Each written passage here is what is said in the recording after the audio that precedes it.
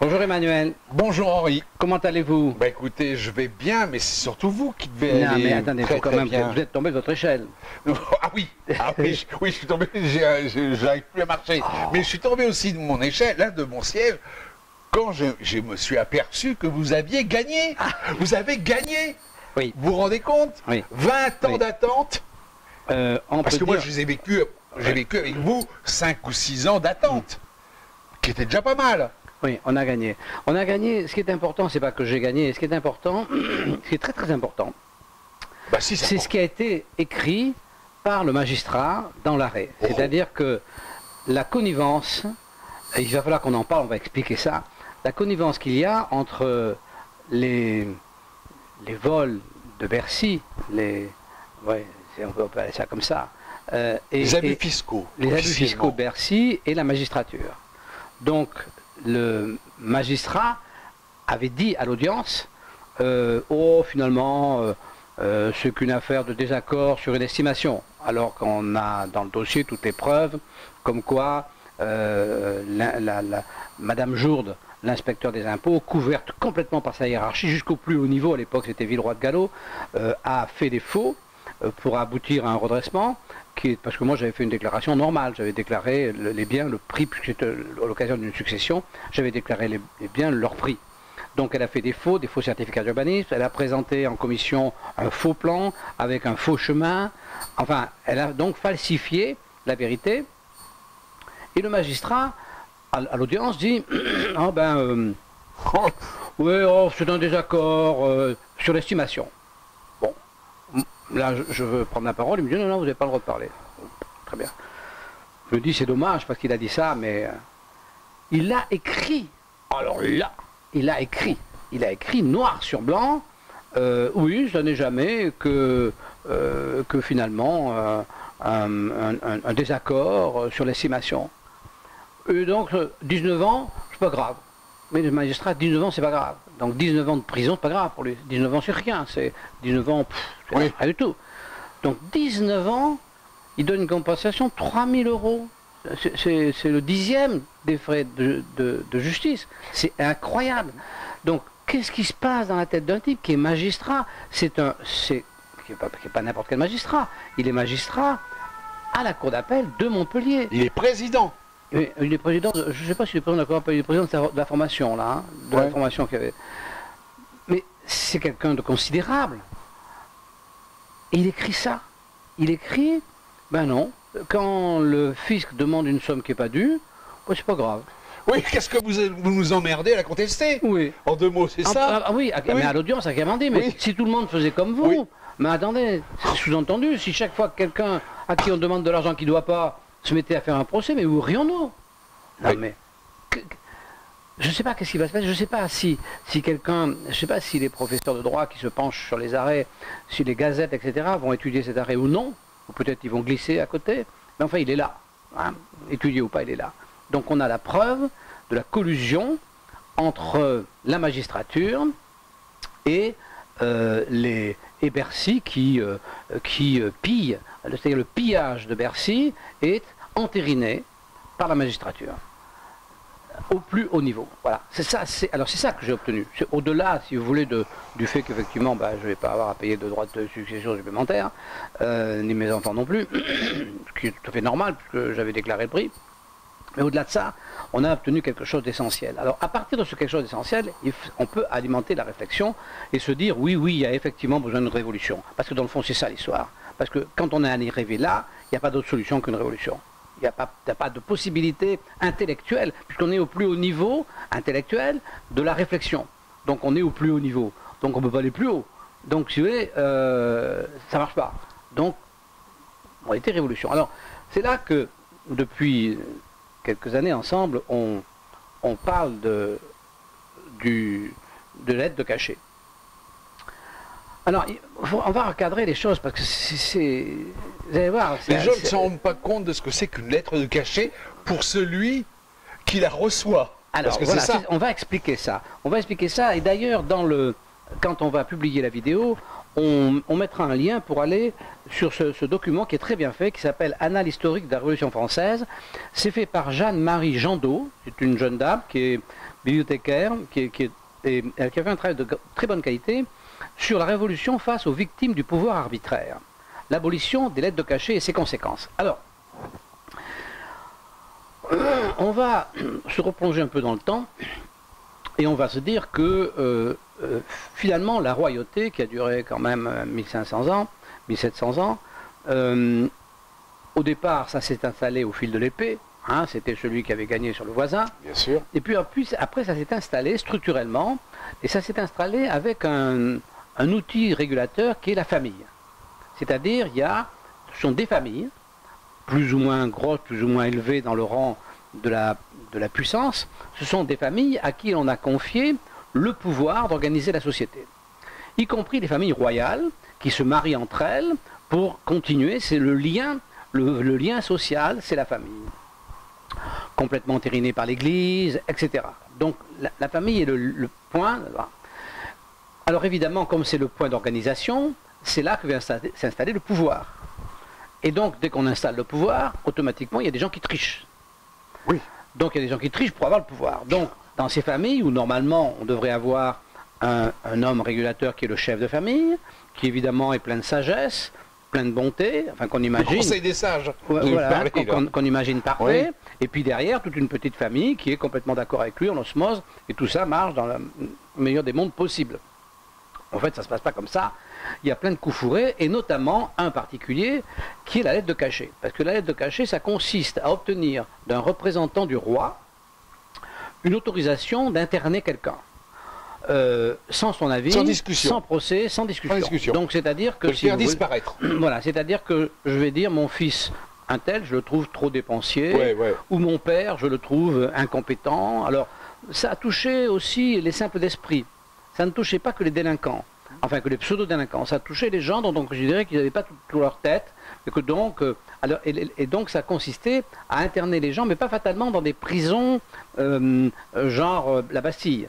Ils étaient aussi internés dans des monastères, un peu... Ils disparaissaient de toute façon. Voilà, ils disparaissaient, mais la famille payait l'endroit où ils étaient gardés, c'était comme une espèce comme une maison de redressement, en quelque sorte. La famille payait, mais comme ça les emmerdait, ils ne payaient pas, et donc les pauvres gens étaient extrêmement malheureux.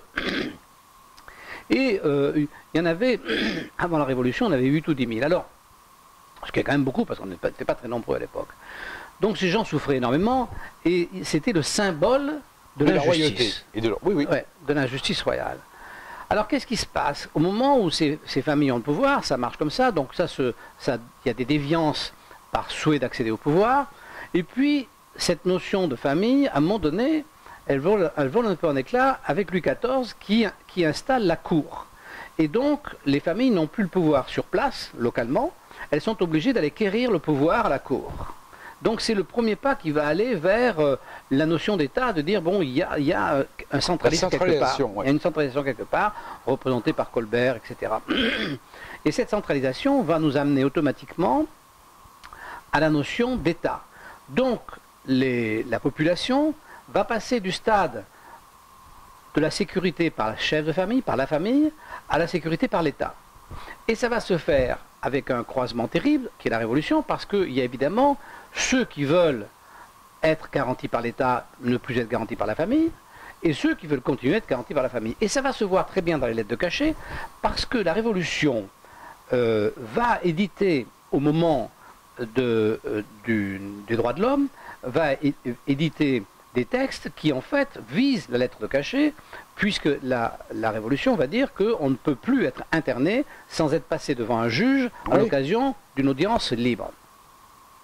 Un juge libre dans une audience publique. Alors, donc, mais les lettres de cachet, la Révolution ne les enlève pas. C'est-à-dire que la Révolution, qui commence en mai-juin 1989, va enlever les lettres de cachet en mars 1790. Elle met du temps, elle réfléchit. Et elle réfléchit. Et pendant tout ce temps-là, les députés qui sont en charge de ce problème n'arrivent pas à avoir une majorité parce que les gens disent, oui, mais si on enlève les lettres de cachet, ça va être le bazar. Il n'y aura plus de justice parce que, dans le fond, ils se disent, celui qui a une lettre de cachet, il y en a peut-être quelques-uns d'innocents. Oui, mais bon, mais la plupart, peu importe. Ouais, la plupart, ils sont coupables. Donc, on va supprimer la lettre de cachet en 90, mais malgré ça, on ne va pas arriver à faire sortir ceux qui sont enfermés. Parce que quand on va supprimer la lettre de cachet, on va dire ceux qui sont enfermés peuvent sortir, sauf si leur famille dépose une plainte devant un magistrat, le magistrat l'instruit et décide qu'ils restent dedans. Ce qui fait que l'un dans l'autre, les gens vont encore mettre 1 an ou 2 à ce que tout le monde sorte et que finalement il n'y ait plus de prisonniers sur les lettres de cachet. Alors nous, qu'est-ce qui se passe aujourd'hui? On a exactement le même problème. Donc on a organisé à la suite de ça, donc ça fait maintenant 300 ans bientôt, 250 ans, qu'on a organisé la société est structurée autour de l'État. Bon. Et cette structure autour de l'État, c'est donc là que s'est installé le pouvoir, puisque ça c'est comme ça s'installe autour des familles, le chef de famille prend le pouvoir, et donc les véreux se débrouillent pour accéder au pouvoir. L'État, tout ça se structure autour de l'État, c'est à l'État qu'on a le pouvoir. Et les véreux se précipitent pour avoir le pouvoir. Bien sûr. Bien. En ce moment... Ça a été le directoire. Alors, donc ces véreux, ils ont installé, ils ont fini par installer donc la lettre de cachet fiscale, parce qu'ils ont des besoins d'argent importants, mais ils sont complètement débordés parce que la structure de l'État s'en va, et on voit bien qu'on va vers une structure mondialisée. Mondialisée où les gens vont se réunir par affinité et non plus par géographie. C'est-à-dire que les amateurs de foot se sentent plus amateurs de foot que argentins ou français ou espagnols, ils aiment le foot. Bon. Et les écologistes se sentent plus écologistes que français, allemands, américains, chinois, etc. Donc aujourd'hui on va avec Internet, c'est ça la grande nouveauté, on va vers une organisation par affinité. Donc on a ce conflit entre d'un côté l'organisation par affinité et l'autre organisation par État qui devient obsolète, mais dans laquelle ceux qui ont le pouvoir, comme les autres, ne sont pas encore connus. On n'en connaît que 2 ou 3, on connaît que on connaît Apple, machin, enfin ils sont 4 ou 5, ouais. Ils vont devenir plus nombreux. Hein, les GAFA. Voilà, on connaît que les GAFA, mais ils vont devenir plus nombreux. Donc le pouvoir va aller à ces gens, et donc ceux qui ont le pouvoir actuellement, ils sont un peu en perdition, et évidemment, ils sont de plus en plus violents, et ils utilisent de plus en plus leur outil, et cet outil paraît encore, pour une partie de la population, oui, indispensable. Surtout ceux qui en profitent. Ceux qui en profitent et ceux qui continuent à croire que le système doit être structuré sur l'État. Oui, et que le système est honnête. Et que le système est honnête. Voilà, c'est ça surtout. Hein. Alors, donc, on a le pouvoir à la famille, ça a complètement disparu, mais enfin, ça a mis du temps. Le pouvoir aux États, ça va disparaître, mais entre-temps, on a ce phénomène des progressistes, les réactionnaires. Bon, et au milieu de ça, on a des outils qui sont complètement, pourris, vérolés. Enfin, les outils, la lettre de cachet à la fin, la lettre de cachet au début, c'était peut-être moyennement correct, et à la fin, c'était devenu n'importe quoi, puisque même Voltaire a fait enfermer sa voisine, puisqu'il trouvait qu'elle faisait trop de bruit. Oui. Donc il a obtenu une lettre de cachet, pof, la voisine au trou. Voltaire, quand même. Bon. Oui. Donc c'est pour dire que l'usage c'était devenu très répandu. Donc nous, c'est pareil, la fiscalité, c'est la même chose, il arrive la même aventure, oui. Et nous, on est juste... C'est le seul endroit où les lettres de cachet sont restées. La fiscalité. Ah oui, c'est la lettre de cachet, puisque c'est le même système. C'est-à-dire que quelqu'un vous dénonce, on vous demande d'ailleurs, on demande de dénoncer, quelqu'un vous dénonce, un type arrive, paf, il vous faut une notification, paf, il vous prend tous vos comptes, tous vos biens, vous êtes tout nu et mort. Voilà, vous avez disparu. Voilà. Il y a une réminiscence quand même de la lettre de cachet à l'heure actuelle avec les gilets jaunes, avec la possibilité pour les préfets de les enfermer. Sans donner explication. Mais il y a quand même l'enfermement abusif, ça existe toujours, même au pénal, avec la garde à vue, et puis ensuite l'internement préalable au jugement, ça existe quand même. Hein. Il y a des gens qui sont... il y a des magistrats qui gardent Oui, je sais, la préventive. La préventive, ouais.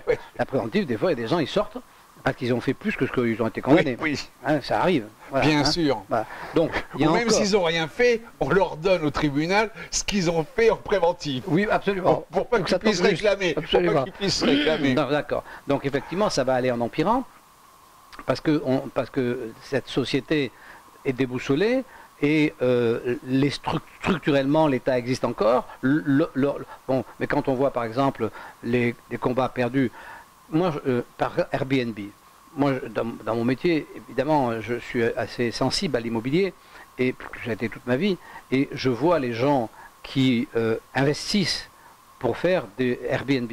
Mais c'est des gens qui investissent leur temps. Ils investissent, ils font des emprunts, ils se battent parce que c'est un marché. Mais c'est un marché dans lequel ils sont honnêtes. Quand vous allez dans un Airbnb, je dirais que 9 fois sur 10, vous êtes bien reçu. Ouais, Quand bien. vous allez dans un hôtel, vous êtes reçu 2 fois sur 10 bien. Et 8 fois sur 10, vous êtes mal reçu. Donc si vous voulez, un Airbnb, c'est beaucoup mieux. On parle à prix comparable, hein, évidemment. Oui, oui, à Parce que prix si vous êtes comparable. dans un 5 étoiles, vous êtes toujours bien reçu. Non, si vous payez la nuit 5 Oui, 000 euros... voilà. Non, mais il fallait quand même le préciser. Voilà. Non, mais la nuit à 100 euros... Oui, hein, d'accord. la nuit à 100 euros, dans un Airbnb, vous êtes reçu comme un prince. Ouais. Et dans un Ibis, vous êtes reçu... et encore Ibis, c'est bien. Ouais. Et dans un 2 étoiles dit de sous-préfecture, c'est la catastrophe. Bon. Donc, si vous voulez, c'est exactement ce qui s'était passé pour les taxis. Avant qu'arrive Uber, vous montez un taxi, il commençait par vous insulter. Hein. C'était l'horreur des taxis. Surtout à Paris, hein, on est bien d'accord. Bien sûr, à Paris, oui. Donc ça veut dire que, si vous voulez, toute cette nouvelle vie qui ne trouve pas sa place, parce qu'il y a des attitudes réactionnaires extrêmement violentes. Alors, on a un président de la République qui est évidemment réactionnaire, parce que vous imaginez que ce garçon, pour arriver au pouvoir, il a travaillé avec sa mère là comme un fou. Non, c'est pas sa mère, c'est sa copine, pardon. Sa femme. Avec sa femme. Oui, c'est même pas sa copine, c'est sa femme. Oui. Avec sa femme, il a travaillé comme un fou. Elle l'a fait bosser comme un âne, jour et nuit. Bon, et donc c'est un premier de la classe. Hein. Donc le type, il arrive au pouvoir, il ne peut pas accepter l'idée que c'est plus comme ça le pouvoir maintenant. Et puis il sort de l'ENA aussi. Oui, hein. mais non, mais, donc déjà, il non, est... Mais, oui, mais il sort de l'ENA, il a travaillé. Oui, non, mais il a travaillé, que dans un seul sens. Oui, il a appris par cœur. Donc ce type, il a appris par cœur. Donc c'est pas un géant de l'imagination. On ne leur demande pas ça. C'est un géant de la mémoire. Oui, c'est ça. Donc cet homme, il ne peut pas adhérer à quoi que ce soit de nouveau. Non. Il est dans ce qu'il a appris. Et donc il y restera. Donc il est réactionnaire. Alors, il y en a qui le trouvent réactionnaire de droite, d'autres qui le trouvent réactionnaire de gauche, mais c'est la même chose. Un réactionnaire de droite ou de gauche est un réactionnaire. Absolument. Voilà. Et un progressiste est un progressiste. Voilà. Bon. Voilà. Alors voilà tout ça. J'ai beaucoup parlé. Oui, mais c'est très bien. Mais effectivement, nous avons beaucoup de chance de tomber sur ce magistrat. Oui, non, vous avez beaucoup de chance. Moi, je suis encore... Je suis à 25 ans. Non, mais quand je dis nous, je ne parle pas de moi. Moi, si vous voulez... parce que c'est d'un tel ridicule. Non, mais moi, moi, le fisc me poursuit conséquemment à cette première affaire pour plusieurs millions d'euros. C'est ça. Ça, c'est toujours là. Ouais. J'ai gagné une affaire qui est marginale, c'était de 150 000 euros. C'est celle qui a mis le faux poudre. Oui, mais la liaison, je ne pourrais jamais en faire la preuve. Parce que si vous voulez, ils sont arrivés masqués. N'y songez même pas. Non, voilà, oui, non, je ne ferai pas la preuve. On le sait, tout le monde le sait, mais je ne ferai pas la preuve. Donc, c'est compliqué. Donc, on ne peut pas dire, j'ai pas gagné moi. Moi, j'ai rien gagné dans cette affaire ou pas grand-chose. Mais nous avons gagné, nous, c'est-à-dire toutes les victimes de la lettre de cachet fiscal, nous avons gagné car nous avons fait la démonstration. Alors, je ne sais pas quel va être le devenir de cet arrêt. De cet arrêt. Je ne sais pas qui va le regarder, ou jusqu'où ça va aller, mais c'est un événement national. Oui. C'est un événement national. Le fait que la justice ait fini par cracher le morceau et dire oui, on est pétiniste, parce que dans le fond c'est ça, hein. Mais oui. Oui, on est pétiniste. Voilà. Oui, on est pour l'ancien système, on est, voilà. On est pour le fisc. Ouais, on est pour le fisc. Non, mais on est pour la dérive. Oui, on est pour tout ce qui ne va pas. On est pour les abus. On est pour le fait qu'il n'y a pas de raison de modifier le pays. Vous n'avez qu'à payer davantage, même ce que vous ne devez pas. Rien ne doit changer. Voilà. Donc ça, on l'a écrit. Là, noir sur blanc, c'est écrit. Non, puis en plus, je veux dire, ce qui est écrit, c'est qu'on voit que ce juge est quand même relativement limité pour pouvoir dire des âneries pareilles. Non, je pense pas qu'il est limité. C'est pour ça que je viens de prendre un temps assez long pour expliquer. Il est pris dans un système. Moi, je ne le trouve pas limité, cet homme. Il aurait pu éviter de dire des bêtises pareilles. Il ne pouvait pas. Il a été choisi pour dire ça.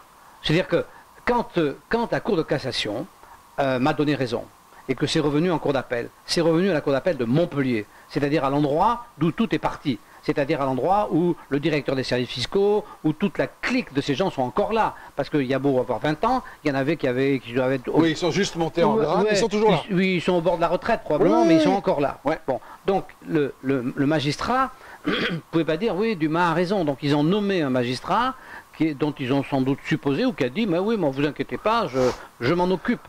Hein, bon. Et donc le type, il a dit une énorme connerie, mais sans s'en apercevoir, et si ça se trouve, il n'est même pas con.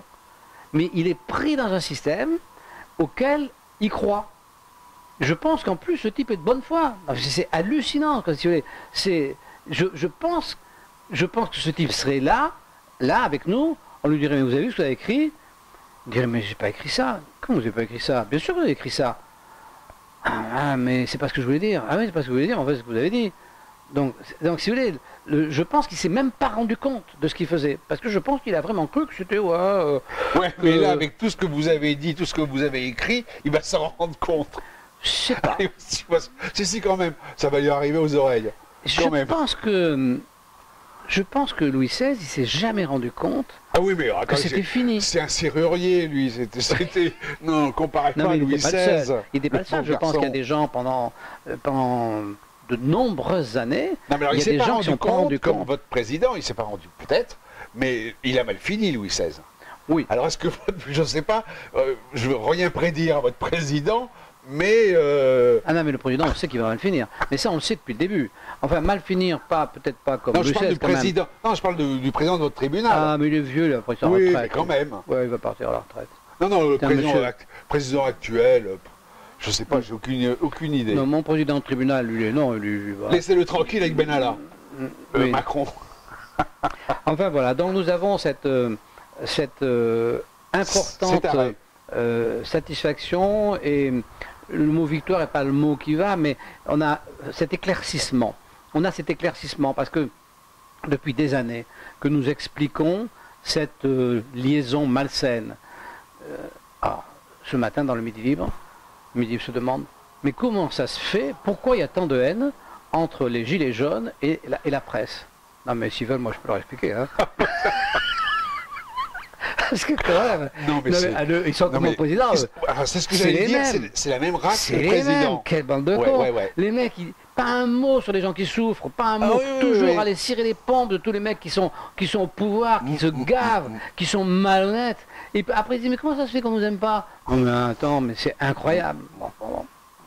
Voilà. Non, ça c'est intéressant parce que, en fin de compte, c'est la preuve, je dirais pas directe, mais la preuve indirecte que le fisc a triché, que le fisc est vraiment un escroc.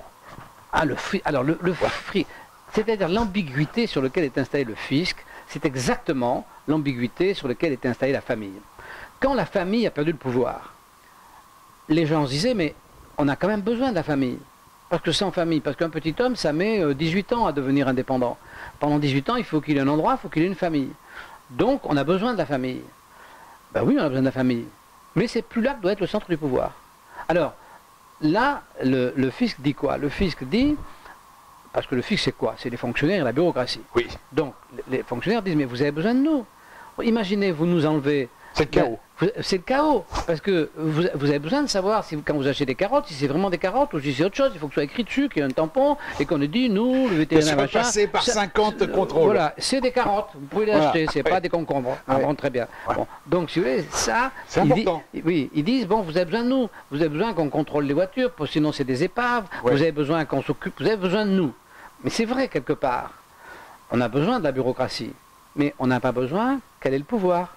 C'est là qu'est le problème. Et qu'elle soit injuste. Oui, et à partir du moment où elle a le pouvoir, elle est fatalement injuste. Donc, on n'a pas besoin qu'elle ait le pouvoir, puis en plus, on ne veut plus qu'elle ait le pouvoir, la bureaucratie. On ne veut plus qu'ils aient le pouvoir. Voilà, parce qu'on a vu ce que ça a donné. Voilà. Alors, on veut qui plus. doit avoir le pouvoir? La question, c'est ça.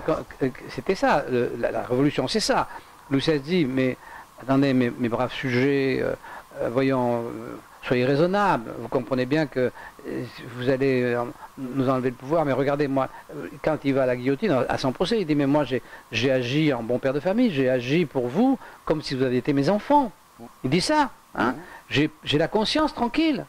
Il a un truc qui merde complètement avec que chaque fois qu'il prélève 100 balles d'impôt, il en arrive 20 dans sa caisse, tout le reste ça disparaît. Même pas 20. Il a un truc c'est tout à fait le système actuel. Mais complètement. Avec tout le monde se sert, tout le monde. Alors, donc, mais lui, il est de bonne foi. Il dit, mais vous avez besoin de la famille, vous avez besoin de moi, vous avez besoin de nous. Mais il y a des gens qui le croient encore. Oui. Donc, les fonctionnaires, vous avez besoin de nous. Ils oublient complètement que quand on arrive dans leur bureau, ils nous traitent comme de la merde, etc. Ils oublient ça complètement. Vous avez besoin de nous. Et quelque part, les gens disent, mais on a besoin d'eux. Donc, quand même, les révolutions... On voudrait quand même avoir un certain respect, puisque c'est nous qui les payons. Oui, mais on n'est pas capable de déterminer ce qu'on voudrait. Et la révolution, ça a été pareil. Les révolutionnaires, ils savaient ce qu'ils voulaient plus, mais ils ne savaient pas ce qu'ils voulaient mettre en place, parce que ça, c'est l'avenir. Et l'avenir, on ne peut pas être maître de l'avenir, on ne le connaît pas. Donc, si vous voulez, les révolutionnaires, ils sont passés par la terreur, ils sont passés par Napoléon, qui était une autre sorte de terreur, ils sont repassés par la royauté, et ils ont fini par avoir une vraie démocratie 100 ans plus tard. Oui. Hein, 100 ans plus tard. Qui était aussi un peu corrompu. Hein, oui, mais enfin, la Troisième République a quand même eu. Oui, mais c'était quand même scandales, pas mal. Oui, bien sûr, des scandales, mais c'était quand même une démocratie. Il y avait le vote. Enfin, c'était installé. Oui, après, ça avait besoin de s'affiner, mais c'était installé. Donc, voilà. Donc, on peut comprendre ce qui se passe. Hein, Bon, on va arrêter là parce que ça fait un moment. Et absolument. tout ce que je peux dire, c'est que voilà, vous allez le retrouver. Sur la vidéo et bravo encore. Bravo, même si bravo. Nous félicitons. Ouais, non, mais je vous félicite parce que c'est avoir une victoire contre le fisc, c'est quand même. Mais c'est pas contre le fisc, c'est contre le système social. C'est plus large que ça, parce que contre le fisc, bon, je vous dis, l'enjeu n'était pas énorme. Non, mais peu importe. Voilà, mais le résultat, lui, il est énorme. Ça, c'est sûr. Voilà, on a un résultat énorme. Ça, c'est certain. Donc bravo. Bien. Nous vous disons au revoir, à bientôt. Au revoir.